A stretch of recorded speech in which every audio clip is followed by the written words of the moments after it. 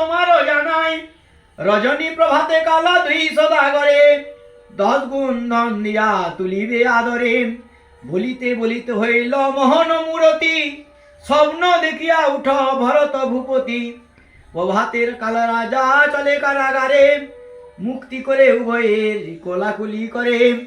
রাজা কয়ে ক্ষমা সাধু না জানো বিশেষ, লহ তরি লহ ধন যাও নিজ দেব। কয়ে সাধু নরবর তব দোষ নাই, ভাগ্য দোষে ভঞ্জিলাম এবং মোরা যায়।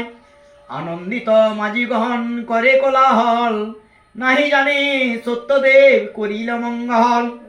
বুঝিতে সাধুর মনে সত্যনারায়ণ, সন্ন্যাসীর বেশ ধরি বলিল বচন। ঘাটে বসে ভিক্ষা মাগি শোনো সাধু ভাই, সন্ন্যাসীর কিছু দিয়া যাহ তরি ভাই।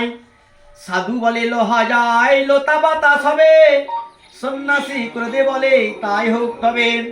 কত দূরে গিয়া দেখি শ্বশুর জামাই, তোরই মধ্যে বাতা ভিন্ন আর কিছু নাই। তোরই মধ্যে যত দ্রব্য সকলই আমিন, কাঁদে শ্বশুর জামাতার শিরে করো হানি।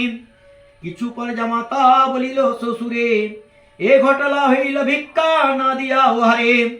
সন্ন্যাসীর সামন নয় বুঝি অনুমানে, চল চল করি গিয়া তাহারি চরণে।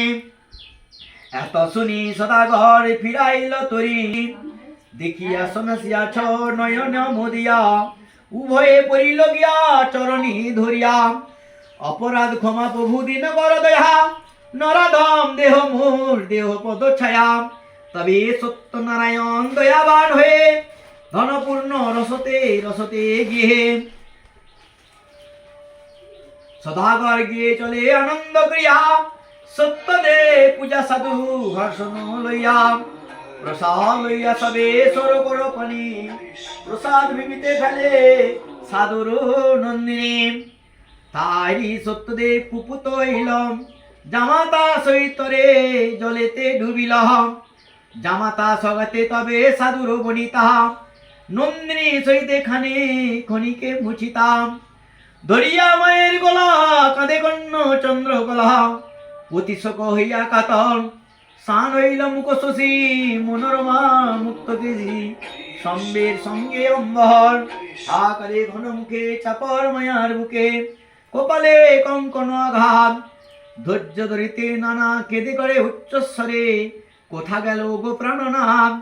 হায় কি অস্মাৎ কোথা গেল প্রাণনাথ, একবার দেহ দর্শন না দেখে আইল তুলাইল মুখ, বিদাইল যায়।